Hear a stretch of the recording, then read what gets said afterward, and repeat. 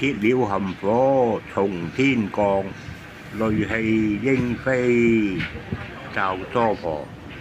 城東鐵鳥含火從天降，殺氣血定河。雷氣騰飛罩娑婆。城東硝煙起，殺氣血定河。夜夢自殘身撲火，干戈誰淚心不寧。對飛蛾。小豬一告小豬夜夢啊，諸公即係細起干戈。寫幾個字。而家咧一即係鐵炮諸鳥啊，公。即係含火從小天降粉絲來逃。即係小呢個豬寫住不歡喜。之兆啊！即係今日禮拜五。即係呢個世間咧，即係戾氣咧，即係充滿呢個娑婆世界。